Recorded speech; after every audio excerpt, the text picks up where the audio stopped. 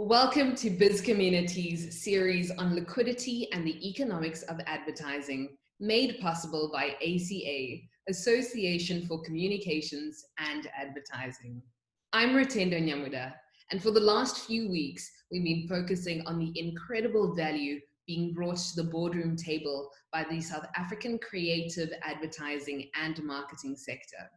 Joining us for today's discussion on investing in culture, content, and creativity is Monde Twala, the Senior Vice President and Co-General Manager at ViacomCBS Networks Africa and Peer Lead for BET International, in conversation with Mbali Hlophe, Gauteng MEC for Sports, Arts, Culture and Recreation, spokesperson for the Gauteng Executive Committee of the ANC Youth League, and an ANC PEC member. Welcome to you both. Thank you. Thank you for having us. Sure. So I'm going to start with Monde. Monde, you have possibly one of the most exciting careers and jobs as the current GM for ViacomCBS. And you've also got a wealth of experience in production, in producing incredibly locally produced content. I want to find out, what does your average day look like? I'm not sure how average is average, but listen, my average day is quite exciting. No single day is the same. Mm-hmm. I think every day brings along great opportunities, great challenges, and obviously solutions. I think we have an exciting, dynamic business in terms of our media and channels business, from Nickelodeon to the MTV channels to BET to Comedy Central. It's exciting, and it's exciting times, despite the challenges we faced that come with the COVID situation, but we live in exciting times, inspired by innovation and creativity. And like I always tell my teams, innovation is the new gold. Mm-hmm. Girl, you just did blow my mind.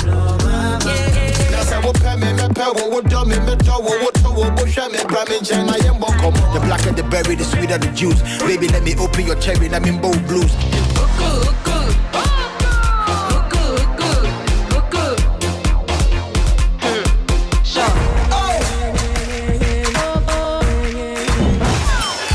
You've never broken through the defense. I can't take it. I'm not listening Are you to telling you me anymore? you've never just a small and then... I am the first black female roast master. Van waar is jy? Ja. Van toe, ja, as jy op 'n Tinder date. I'm telling you guys, come to Africa, eat the food, wear the clothes. I want to thank everybody, BT. This Christmas is going down in Ghana, so if you're coming to Africa, choose Ghana. You know what time it is, so better be pumping.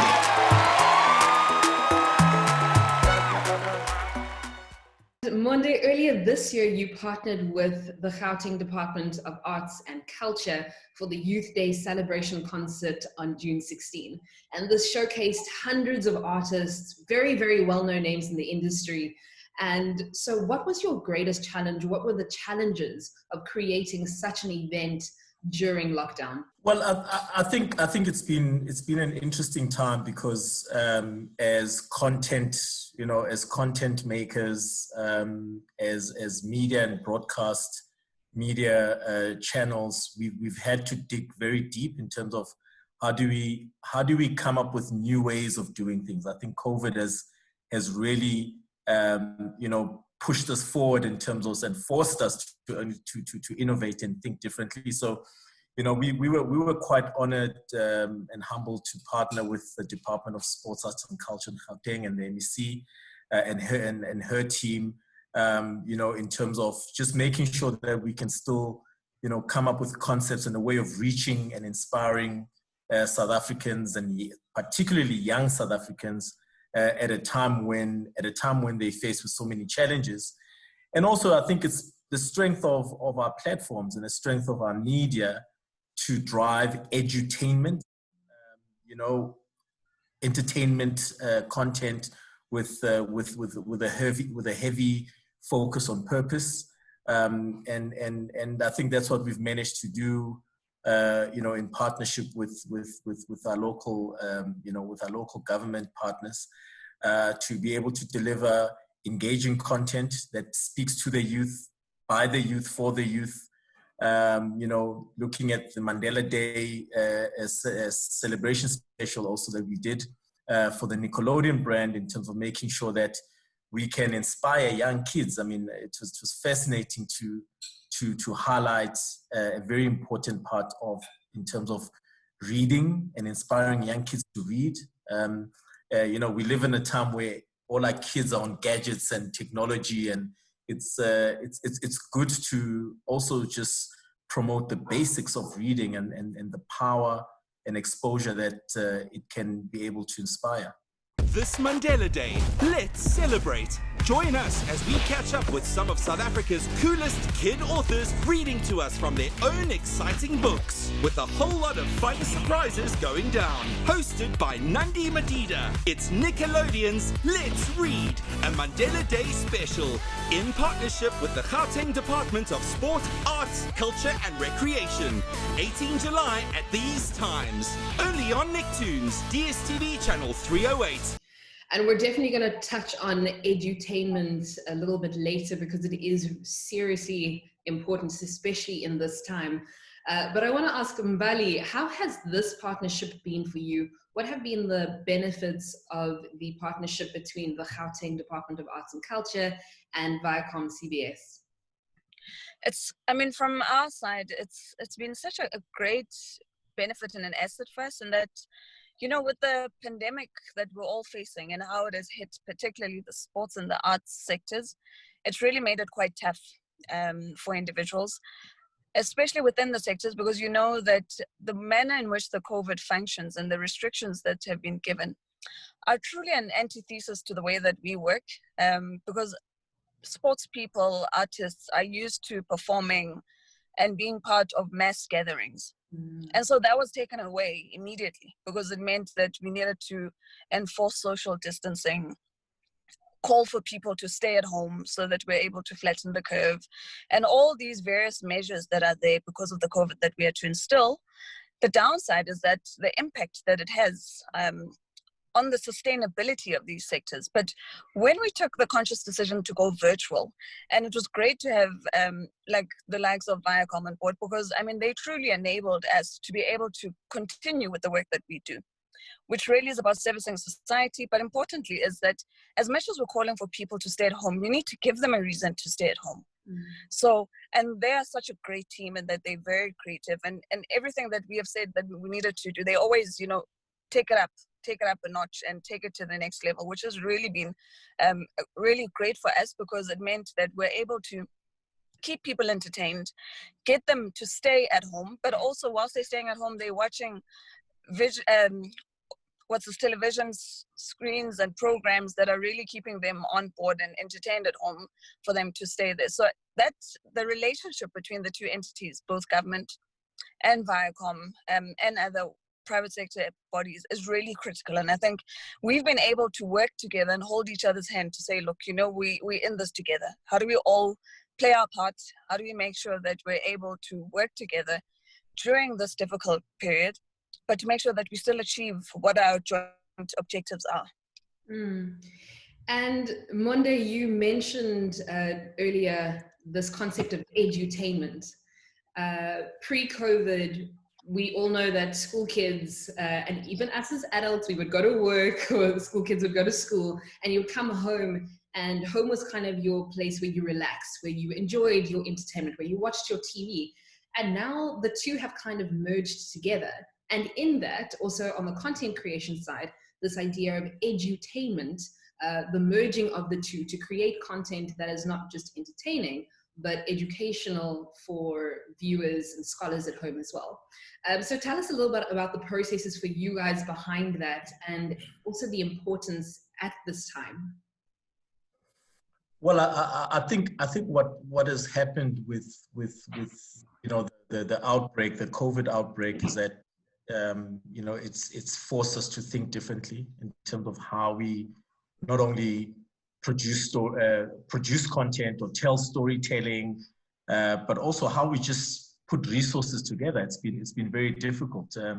I think it's an important medium. I think the media platform, the broadcast channels across the spectrum, including the digital space, it was very important for us to drive the sentiment of alone together. We all know we need to be home, we need to be safe, we need to prioritize health and safety. But what was important was also, like the MEC says, is it's also important to inspire people to be home and stay home and communicate the messaging in terms of washing your hands regularly, wearing of masks, etc. As like the presidency has been also pushing that message, businesses had to also adapt and push that message. And then you also now have to take it to the next layer, which is how do you then tell that message in an informative way, but also in a way that's entertaining and engaging. And that's kind of been the key filters we've put in place in our thinking. We kicked it off with an on-air campaign that's aimed at inspiring communities to stay at home with an Alone Together campaign. We then followed it up with specials. So we said, oh, cool, why don't we do Africa Day? Africa Day this year became a big celebration, not only around celebrating our Africanness and leveraging our African narrative on the global scale, but also I think what was important was to use Africa Day to unite the continent through music. And we know how, sport and music are a huge unifier for the continent and for South Africa especially. So through that, we were able to then, deliver meaningful content that's able to entertain, engage, and of course inspire our communities and our audiences to navigate this difficult time. And I'm glad to say that even if you look at the engagement through social media, for a lot of the properties, we didn't only broadcast it on our platforms, we shared it with free-to-air players. So we partnered with free-to-air players, we partnered with community channels like Soweto TV and 1KZN to make sure that we can extend the reach. We partnered with YouTube, also extend the reach in terms from a digital space, knowing that the audiences that we want to engage and talk to us are on digital, they're on YouTube, they're on social media. So making sure that we use technology to amplify messaging that is at a critical time like this has been the core driver for us. And Mbali, for you, on a government side, have you seen or have there been any specific objectives or outcomes that you wanted to see or that you would like to see on the side of edutainment? Edutainment is critical for us as government, and I think really for the developmental state, because the assumption that people only get educated within the confines of a classroom, through edutainment you're able to break those barriers so that people are able to constantly be able to grow, whether it's a young person, it's an old person and so forth, but through bringing forth programming that is still able to engage them intellectually and take them to the next level of their understanding on how they're socialized or what are the things that they need to have a better grasp on that are taking place within society and so forth. Edutainment and utilizing TV is a critical point of that, because it means you're able really to take people out of a classroom and educate them wherever they are, whether they're on their phone and they're by the beach or they're outside or wherever they are, whether they're in their lounge, they're at home, you are still able to entertain them while giving them critical knowledge that they require. And I think Monde is absolutely correct. And he really is a great team, because they really are able to take content which would, by all intents and purposes, be really boring. I mean, if you have to tell people wash your hands and so forth, it becomes really repetitive and boring after a while, and people actually switch off. But you can still be able to find interesting ways to engage people to still drive their messaging. So they did a song with Baby Shark, and also about how for kids to wash their hands. And that's very important, because kids, it's a new normal for them too. They don't quite understand what social distancing means and what that entails. But if you put it in a way that is you're able to make it, to localize the messaging for them in a manner that they're able to absorb it and be able to digest it, it's even better, because then you're able to make sure that they have an appreciation for where we are and what things are that they can do to protect themselves and their families. And the same thing goes for the elderly, who also are a cohort that is highly at risk, because that's what the numbers are showing us, that the people that are most at risk is the elderly. So we do need to educate them. And if you look at the literacy rates in our country are very low, particularly amongst the elder generation. And this is really, as we all know, it's due to the history of the country that we've had and the education system of the time and so forth. So when you take all of those considerations into effect, you then have an appreciation that you can't limit education to just being something that's written in a book. You do need to make it visual. You do need to make sure that the language is appropriate, is in a manner that is easy to understand. You do need to make sure that if you wanted to grasp in their heads and to stay in their heads, you make it entertaining, so that they're able to, whether it's small kids and they sing to it and they know that when you wash your hands, for them to wash for the required time, let them sing a song. And it's small things like that, but it really goes a long way. And I really think that platforms like this are critical in that regard. And this is why it's for government, having relationships with the likes of Viacom have been that important for us, because otherwise we'd battle. We truly would battle to get the messaging across. So we really do need to draw everybody in, utilize the strengths that they don't have, because we can't claim to have all the strengths, but we're able to work together and share of each other's and feed from each other's strengths, so that we're able to work together to make sure that we flatten the curve as we're required to. But this is not something that's just limited to this COVID pandemic. And I think this is one of the critical lessons that we're taking out of it. And I was saying to our team that, even going beyond the issue of COVID and so forth, there's things that we need to keep.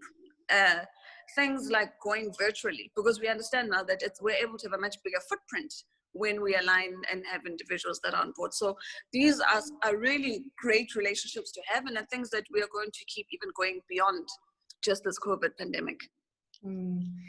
And coming back to the entertainment side of the edutainment, there is the entertainment aspect, and the entertainment industry in itself has been one of the hardest hit industries by COVID. With our normal brick and mortar venues out of bounds, some very frustrated and desperate talent. We're seeing, job losses. We're seeing retrenchments. We are seeing people receive half of their salaries. And so, Monde, can an organization such as ViacomCBS step into those gaps? Do you see that any aspect or any element of potential for a new dawn of local artists to get involved via certain channels, reaching a wider audience? Is that something that you see within the pipeline in the future? Of course, like I said, innovation for me is the new gold. It's the new world. It's the new world that we have to shift and change quite quickly and aggressively towards that direction. But I mean, I'm also quite proud about, I think, what we've done over the last, couple of months in terms of working closely and partnering with talent, with artists. So if you look at, we've got guys like, DJs and both DJ Zintle and Oskido, who have also now, all of a sudden, they've now found a new space to play in the virtual world, so now they're now doing virtual sets, live live virtual parties are now happening, all towards, you know, driving that narrative of stay at home and you will have enough entertainment. So it's also exciting to see artists and talent also innovating this space. You know, you're not just limited, obviously they are limited to doing performances at home. Then there's no longer a public, no longer doing public performances. So they've also had to shift their thinking, shift their approach. And I think in no time, we'll also see the support. And obviously we need the support from advertisers, from, you know, and extend partnerships that way to make sure that we can create new sustainable models for entertainers across the board. You know, that said, it's also, we have production protocols. You know, one of the announcements you know, one example of the impact of COVID on productions is if you look at how, you know, long-running scripted series and telenovelas and soapies have been interrupted by COVID. You know, we've just moved our telenovela, our first telenovela for BET. We've just moved it out to later in the year, mainly because of trying to prioritize health and safety of cast and crew, and having, you know, currently Gauteng is experiencing a peak in cases. So it just makes sense also to be cautious around how we commission or greenlight productions. We've actually got a task force that's specifically focused on, making sure that we put in place the required health and safety production protocols to make sure that productions can still happen.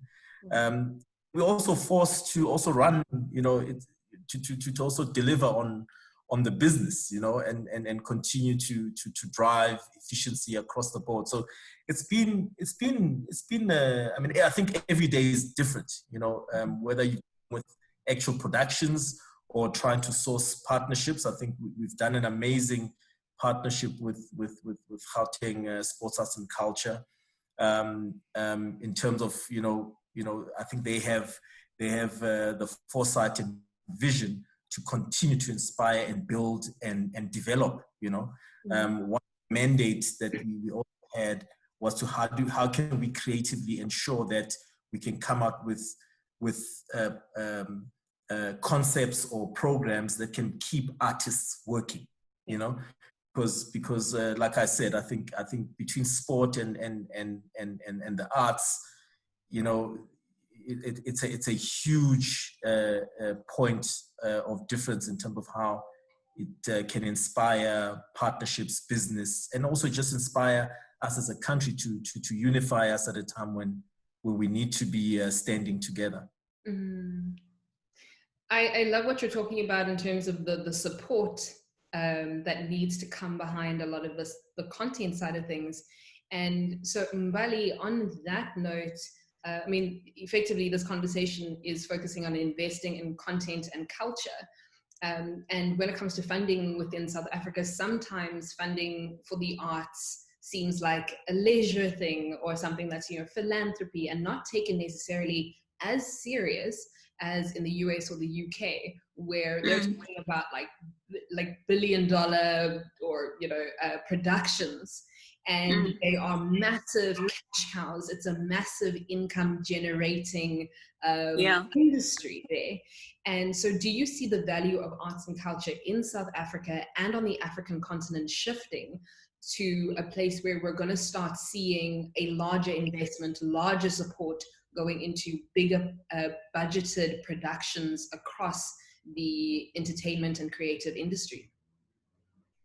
It's massive. And I must say that, you know, being in the department, you have a much better understanding of how critical the sectors are. And you don't just look at it from a social cohesion point of view, because if you think about our past and where we've been, the arts have been, and sports, we've been able to utilize to transmit what was happening in the country. And that's how we were able to communicate with other countries and get the support that we required and so forth. But if you look now, and if you think about how the US in particular has been able, just through their arts, to be able to take over what would be the mindset and the culture of the globe. I mean, right now you have young South Africans, young Africans, and so forth, all aspiring to be American. And it's not just something that just happened overnight. It's consciously built by the US to make sure that they continue, and you see it in the way that they highlight themselves, the way that they write themselves into scripts and so forth. So there's always the American flag that's there. There's always making the brand America look cool and so forth. So with the rise of African, one of the things that we have been saying, even within the department and with our other African partners, is that we need to consciously invest within the arts. And it's not just a nice to have, it's a must. And we say that because if we want to be able to export ourselves, export our culture, export our stories, you really can only do that effectively through the arts. There's no other medium that is as powerful as the arts that you can utilize. So people speak about hard power and soft power. So your hard power would be the utilization of guns and machines and so forth and stuff like that, and weapons. But soft power is really done through arts, and that's how you're able to capture the imagination of individuals. So the arts are that critical to us, and that's why we understand that obviously because we're a developmental state, there's competing priorities that are there. Education and health continue to be ones that the government has to spend, and this is just through art from provinces to nationally. We obviously have to spend far more on educating and make sure and health, because that has to deal with the well-being of individuals.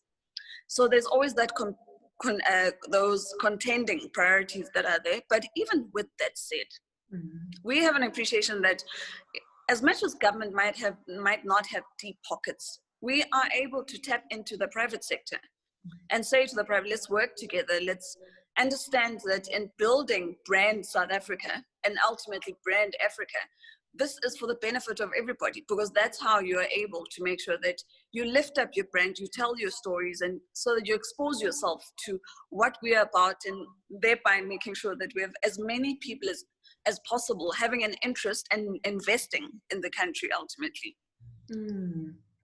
Wow. The collaboration between government and the private sector, I think, is fundamentally where a lot of the answers lie for the movement forward. And creativity and bringing, the arts in together. Monde, during this COVID period, one thing that we've noticed and across the board is there's so many companies who are resetting, who are needing to find their true north. They're rediscovering their purpose. They are trying to find out what is the core of the company and how that can connect with people. Not just on a business perspective, but on a human perspective as well. And so I want to touch on your Let's Read partnerships with Nickelodeon, and how that came about, and how the creative and innovative content is being kind of put together to contribute to a pro-social purpose. Maybe by just, expressing that, my view is that, the African narrative, it's our time now as Africans to prioritize our storytelling, prioritize culture and heritage. And to be honest, probably Africa in the global scene is becoming the go-to destination for fresh, innovative, storytelling, and I think that's an important piece to acknowledge right up front. The second piece that's connected to that is then, just around our ability to I think what we targeted with our Nickelodeon Let's Read Mandela Day special was, we targeted, one is to engage the kids, engage young people, but also, attach the current environment, which is the COVID environment. So there's a couple of touch points there, which is one is obviously driving the COVID narrative, safety and health messaging that was important and is important for our time now. The second piece is then Mandela Day and the Mandela Day in terms of Nelson Mandela's legacy, you know, so I think that's also an important piece. The third piece was also about highlighting and inspiring young kids to write. I mean, we featured 5 kid authors that have published their own books. They're all under the age of 15. And I think that's a great inspiration because I think it's also the time where we need to inspire a generation of writers, a generation of historians, a generation of young people who are capturing their experiences and sharing knowledge and with their peers. I think it's exciting, you know, I think it's exciting. And also to take young kids outside just the social media space. I think social media is great. YouTube is amazing. All these digital platforms are all amazing, but there's still something authentic about writing and capturing written word on a piece of paper. There's still something powerful. You know, one young man growing up was that the most powerful person in any meeting or in any gathering is the person taking the notes, because you're capturing the strategy, you're capturing the information, and it's firsthand. And I think that's the power of the written word. And it brought all these elements together in a format which was also very, delivered in a way that is, easily and seamlessly palatable to a young Nick market. So I think those are kind of the elements that inspired the partnership. Mm-hmm. And honestly, I'm a great believer in private and government partnerships. So I think like Mbali said earlier, we are all able to come together and find a solve to some of the social challenges that we do. And I'm a great believer in that. I'm a great believer in using our platforms, our mediums, partnerships to really elevate exposure, knowledge across the board. And once again, content for the kids by the kids, content for the youth by the youth. Give them that platform. And a lot of our platforms, look at MTV Base, the Nick channel, it is content by the youth for the youth, because they have stories and share their experiences. And that's how, with their peers and engage in that authentic way.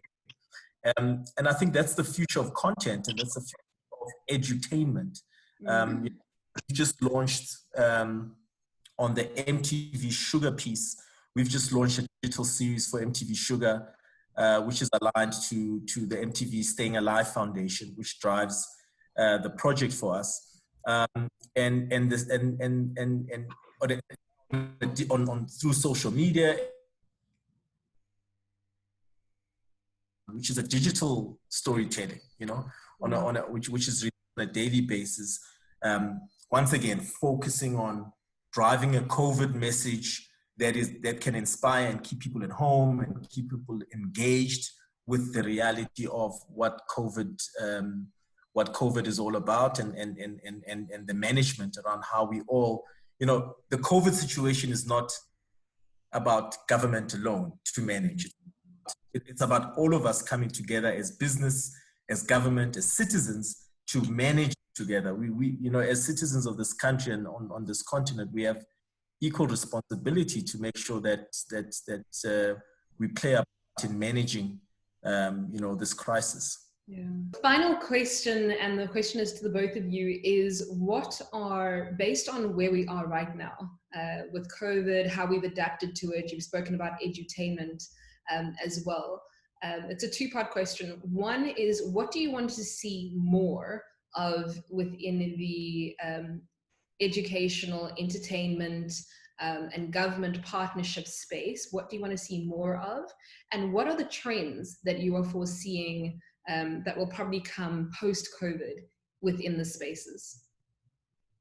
I think what the COVID pandemic has really been able to teach us is to think outside of the box, and really to see any opportunity as a way to take the positive out of it.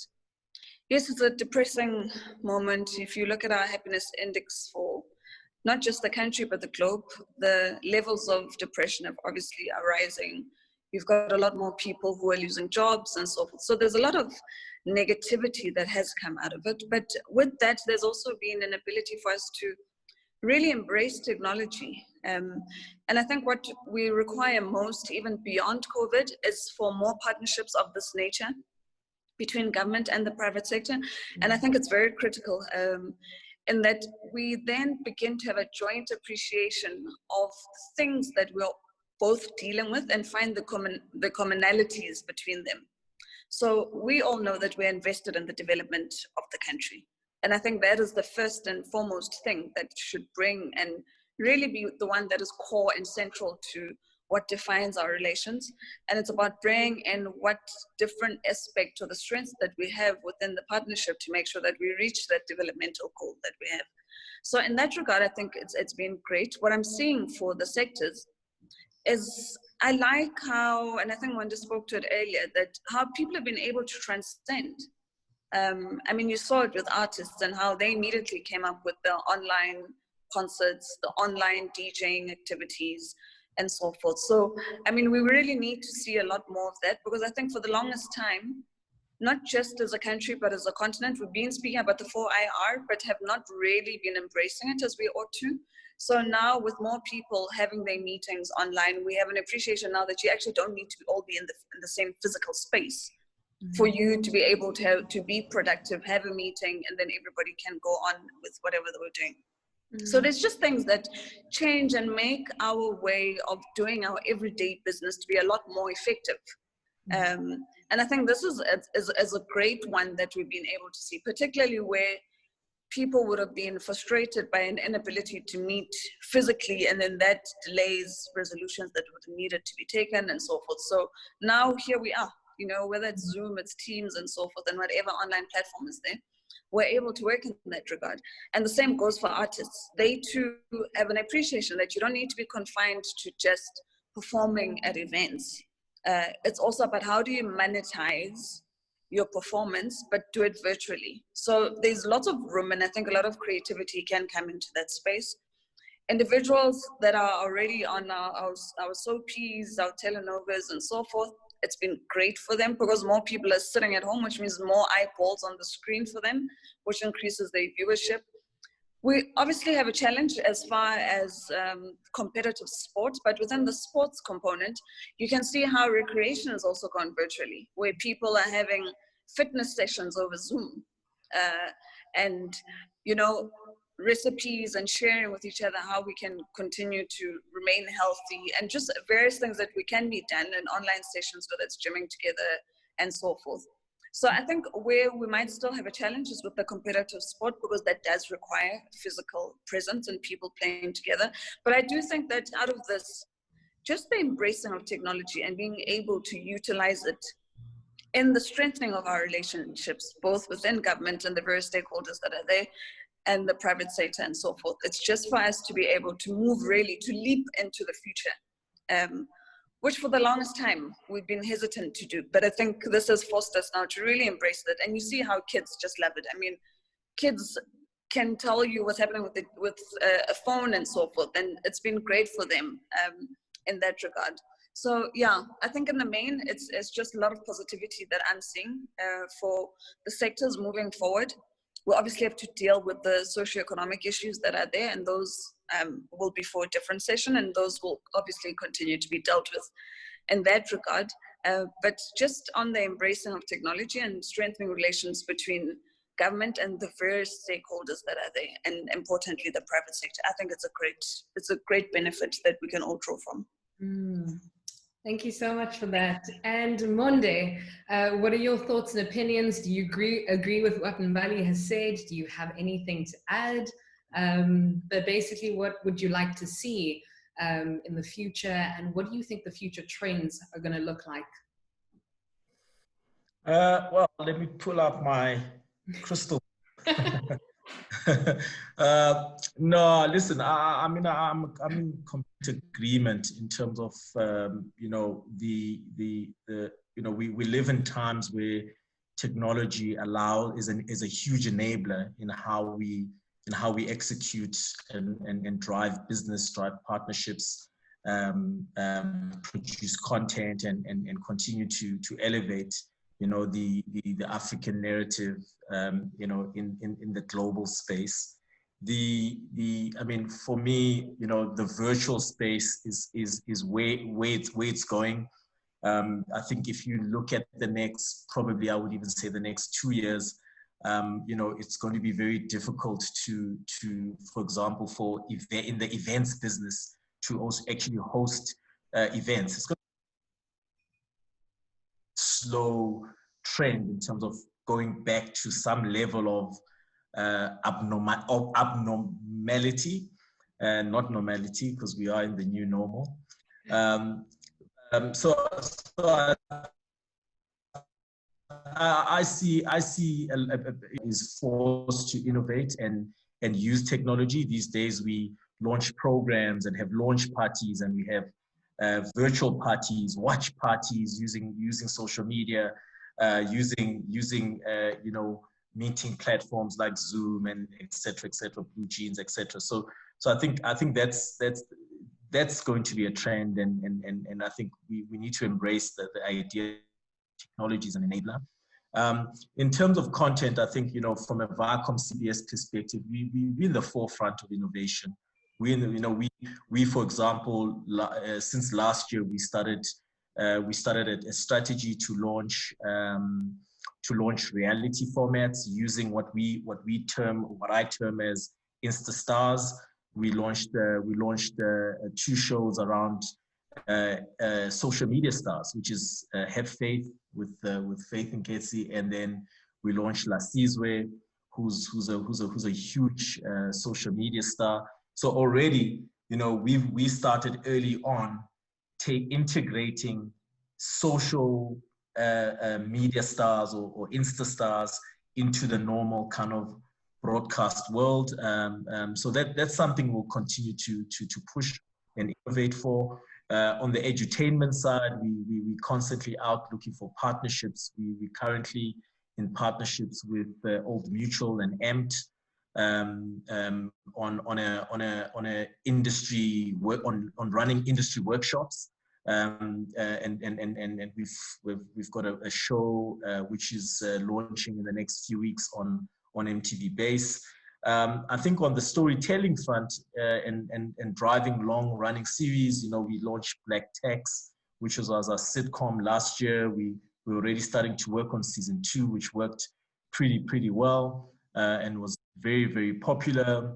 You know, on the BET side, be it the BET Awards, be it you know, I mean, I think, you know, audiences can look out for even announcements that are coming soon around the African Music Awards, the Mamas, that are also coming back soon. Also trying to navigate the space and using the power of media at a time when the world needs to come together, communicate. I mean, you know, we're in a time where we have to over-communicate, you know, whether it's partners, whether it's with the messages we send out to the public.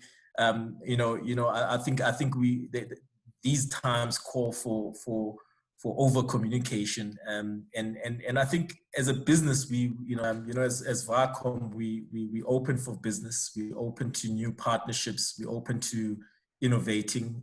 You know, we've geared ourselves up to be able to take advantage of the space in terms of how we can impact our communities, our country, and the continent at large, to impact, you know, people positively in terms of the content we produce, the partnerships and the partnerships and partners that we can work closely with, to really drive towards one goal, which is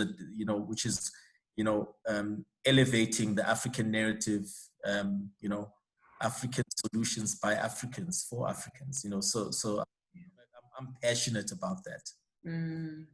Wow, I love that. African solutions for Africans by Africans, really powerful. Thank you both so much for this discussion, and many thanks to everyone for tuning into today's discussion on investing in culture, content, and creativity. This Bizcommunity conversation was made possible by ACA, Association for Communications and Advertising. See you soon.